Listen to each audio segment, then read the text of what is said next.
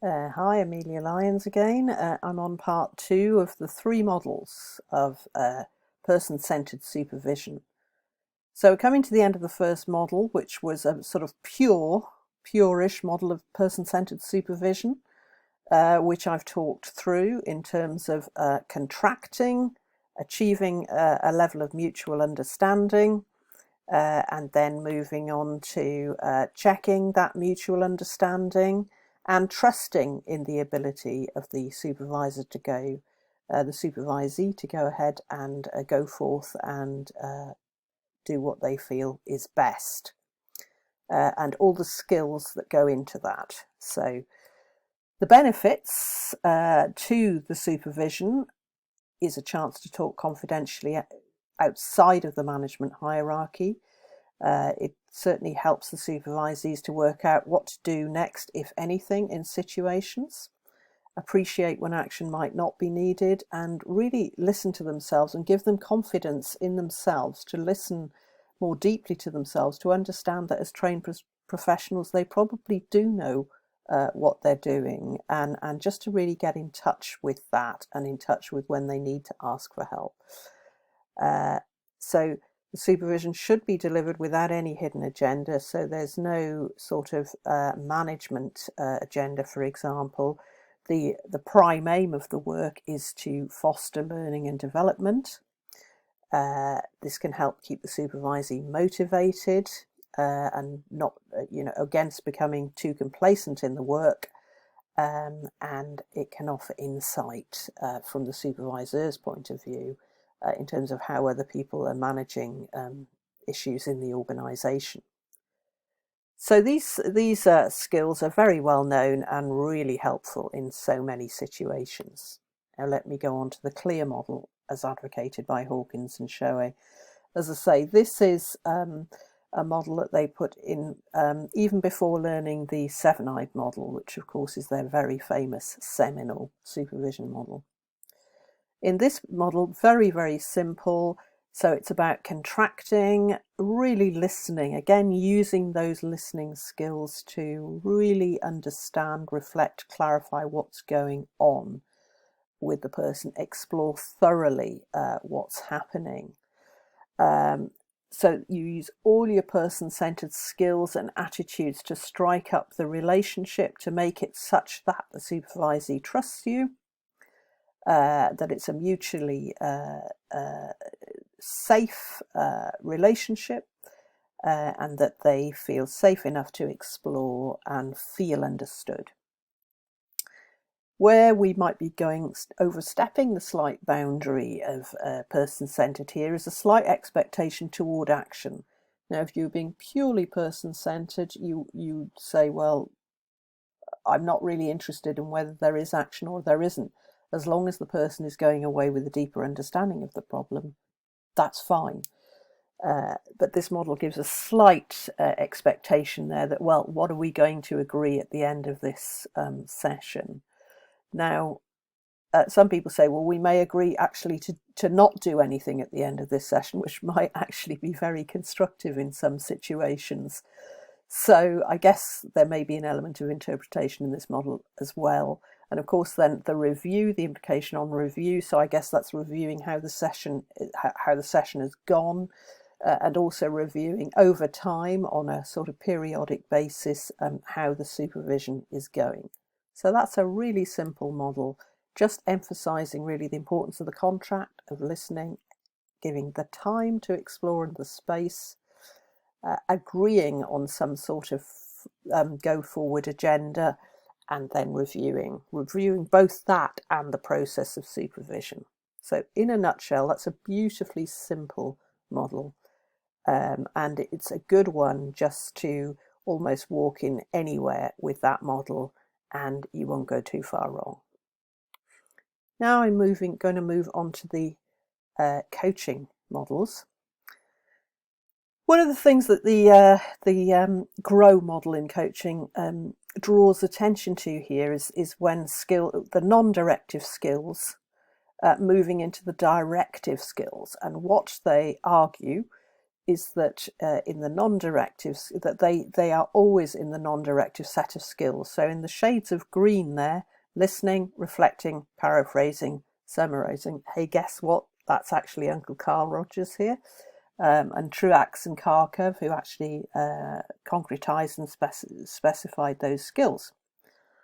And then asking questions to raise awareness. I'm going to come back to that because that's very specific to the coaching model. Is there's quite a lot of emphasis on asking questions. Now that's in contrast to a pure person-centered model there, where we wouldn't be asking a lot of questions. We'd be paraphrasing and reflecting, and we'd be checking, understanding, how does that feel to you? That sort of question. Correct me if I'm wrong. I wonder if.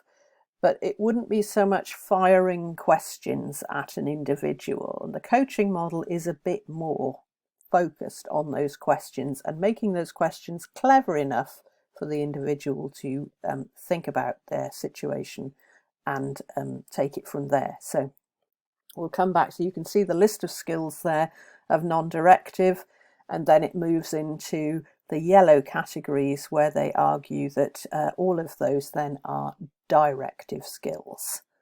Now we might say in the pure person-centered model, giving feedback, I might say if I was operating from a pure person set and looking at the relationship, I might say to an individual, for example, the way that you're looking at me at the moment in the session, almost expecting an answer, I find myself feeling a little bit intimidated in relation to that, or almost in a bit of a parent-like role, that you're kind of waiting for my godlike answer.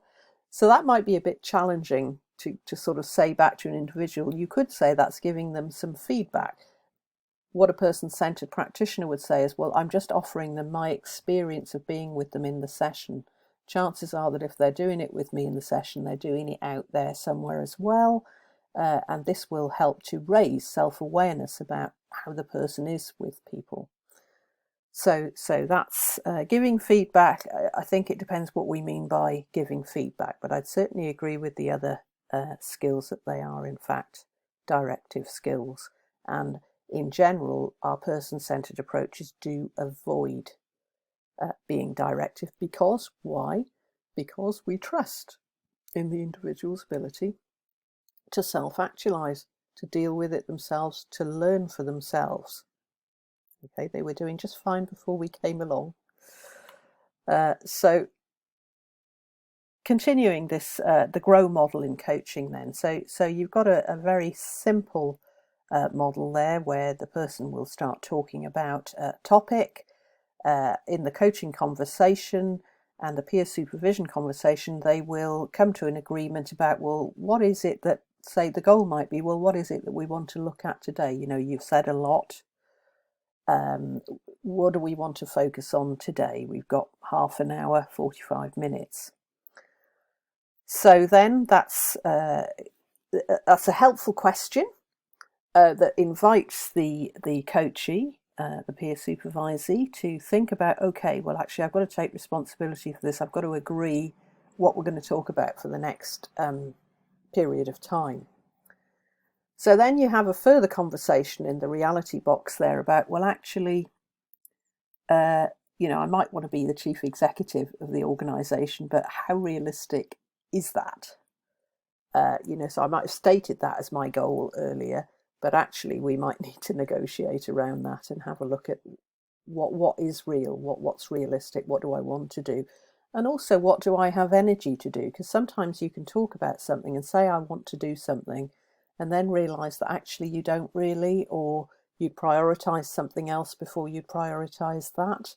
So it's being aware of that sort of thing as well. So you get a sense of reality and where your real priorities are, and your supervisor there will be asking questions focused on let's get real about this. Let's identify sort of where we want to go with this. Discussions about the options then. And what do you see as the options? How would you like to go forward with this problem? What do you see as the options for us to discuss further and get a further insight of what's going on? And then the will or the motivation to actually then follow through with the issue. So that's the GROW model. And due to the sort of the asking of the sort of clever questions, if you like, I'll just dip down to those for a second. Being specific, concretizing, understanding what's going on, gathering the thoughts, is that it's always placing, the idea of the question is always to place the drive for the session back into the supervisee or the coachee's lap. You know, so can you say more about that? What is important to you about that? Why is it important? What are the options? What are your ideas? What could you do about that now? So you can see really that each time it is placing the responsibility back in the lap of the coachee. My critique about that might be something along the lines of, but the coachee is always awaiting your next question. Therefore, how non-directive is it really? Because the actual process is quite directive. So I think there's some work to do there on the GROW model. But what's really helpful there in this model is that the relationship, and it's born out of a peer supervision model, a peer coaching model. So both parties are meant to be equal if we're using this model. Although, of course, there's nothing to stop people taking this model and using it, and they're the facilitator, you know, but it's assuming here that there's both people get a chance to go as the coach or the supervisor, and both people get a chance to be supervised, so that it's an equal relationship, that really equal. Probably it's more equal than the first relationship that we talked about, where you've got a clear facilitator and a clear supervisee. It means to be non-directive, it intends to be non-directive, that you facilitate the process but not the outcome. There's equal time taken during the session, so again you've got that focus on equality, focus on facilitation, not making suggestions, not assuming that you know best, and really prompting reflection and exploration. Holding the peer supervisee or the coachee to account, you know, by committing to this time together, you're kind of committing really to working on yourself at work. And that can be quite motivating. Again, it'll avoid complacency, and again, it can be a very helpful thing to do for each other at work, to keep questioning what one is doing, why one is doing it, and so on. So that's quite a mature, you know, having peer supervision is quite a mature thing to want to both give and receive in one's professional development. So those are the three models: pure person-centered, the clear model, and the GROW model. And for you as supervisor, if you're delivering these models, to think about, what are you modeling in that process? Which model do you feel more attracted to? And how will you commit to your practice itself being under ongoing development and exposure, really, in your own supervision, so that you're committed to constantly improving your practice? Thank you.